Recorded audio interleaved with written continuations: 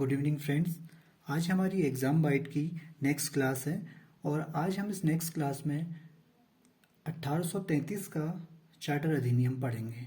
जो ये हमारा नेक्स्ट टॉपिक है, ब्रिटिश इंडिया एक्ट के बाद जो नेक्स्ट टॉपिक आया वो आया 1833 का चार्टर अधिनियम। अब देखिए हम इस पे क्या देखेंगे। 1833 का चार्टर अधिनियम ये इम्पोर्टेंट क्यों है? फर्स्ट में अगर कुछ भी चीज़ हम पढ़ते हैं तो कोई भी टॉपिक पढ़ते हैं तो ये इम्पोर्टेंट क्यों है? क्योंकि जो अधिनियम है वो केंद्रीकरण की दिशा में एक निर्णायक कदम था। क्योंकि अब जैसे हमने केंद्रीकरण की जब हमने बात की थी, उसकी जो नींव रखी गई थी, जो हमारा 1773 का रेगुलेटिंग एक्ट था, तो उस टाइम पे उस समय इसकी नींव रखी गई थी। अब इसका जो निर्णायक जो ये अधिनियम केंद्रीकरण के रिस्पेक्ट पे है वो 1833 का है। ये क्यों है देखिए। जैसे देखो हमने पढ़ा था 1773 का रेगुलेटिंग एक्ट ये था। वो केंद्रीकरण की दिशा में इम्पोर्टेंट इसलिए था क्योंकि वहाँ पे फर्स्ट में जो वो बंगाल का जो गवर्नर था उसे हमने क्या नाम दिया था? गवर्नर जनरल ऑफ बंगाल दिया था। गवर्नर जनरल ऑफ बंगाल दिया था। फिर इसके दो पार्ट हो गए थे। इसमें मद्रास और बम्बई के जो गवर्नर थे उन दोनों की पावर हमने इसके अंडर रख ली थी। ये हमने लास्ट क्लास में पढ़ा था। अब आप जिस स्टूडेंट ने ये चीज़ नहीं देखी हुई, ये जो समझ में नहीं आ पाए, तो लास्ट वीडियो देखिए, आपको वहाँ से समझ में आ जाएगा। अब देखिए हमने 1833 का जो चार्टर अधिनियम था इसके बारे में हमने केंद्रीकरण की दिशा में यह निर्णायक कदम था। यह क्यों था? क्यों, अगर कोई भी क्वेश्चन होता है, अगर उससे पहले आप क्यों लगा देना तो आपको आंसर मिल जाता है। अब देखिए जो बंगाल का गवर्नर जनरल था, बंगाल का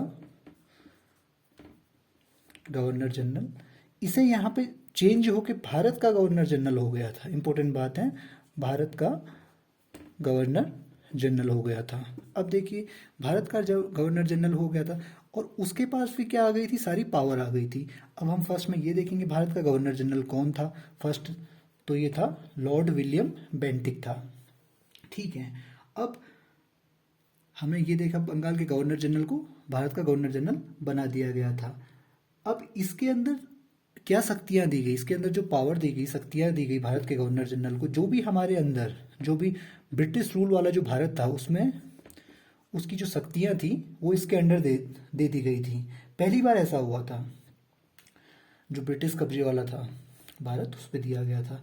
अब देखिए, अब हमने इसमें इसको इस पे ना जो विधायिका के असमित विधायिका जो होती ना, लेजिस्लेचर, जो मतलब जो गवर्नर जो उनकी गवर्नमेंट बन रही थी, तो उसकी जो सारी असीमित, मतलब कहेंगे हम इसमें अनलिमिटेड जो पावर दे दी गई थी, वो किसे दे दी थी? गवर्नर जनरल, वो भारत को दे दी गई थी। अब देखिए ईस्ट इंडिया जो कंपनी था ना, ईस्ट इंडिया जो कंपनी थी वो एक ही व्यापारिक निकाय था। वो मैंने आपको फर्स्ट में भी बता रखा है। अब उसकी जो बहुत सारी जो व्यापारिक गतिविधियां थी उसे यहाँ पे क्या कर दिया गया था? समाप्त कर दिया गया था। जो ईस्ट इंडिया जो कंपनी थी उसकी व्यापारिक जो पृष्ठभूमि चल रही थी, व्यापारिक जो गतिविधियां चल रही थी, उसे यहाँ पे क्या कर दिया गया था? समाप्त कर दिया गया था। और सबसे इम्पोर्टेंट बात क्या है, जैसे जब आजकल हम देखते हैं, हम सिविल सर्वेंट देखते हैं या सिविल सर्विस देखते हैं, तो 1833 का जो रेगुलेटिंग एक्ट था, रेगुलेटिंग एक्ट नहीं, जो चार्टर अधिनियम था, उस पे हुआ क्या? देखिए उस पे हुआ क्या। इसमें फर्स्ट टाइम हमने इसकी बात की थी, जो सिविल सर्विसेज की बात की थी।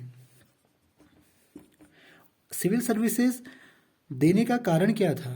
अभी इस पे दिया नहीं था। देने का कारण क्या था? वो जो हमारे ब्रिटिशर थे, वो भारतीयों को भी किसी कार्यस्थल पे, मतलब किसी जहाँ पे हम लोग मतलब जहाँ पे देखते हैं हम अपने क्या बोलेंगे उसे, अपने कार्यालय पर जो रोजगार देते हैं, रोजगार के अवसर देना चाह रहे थे, लेकिन उस पे बोर्ड ऑफ डायरेक्टर ने विरोध कर दिया था।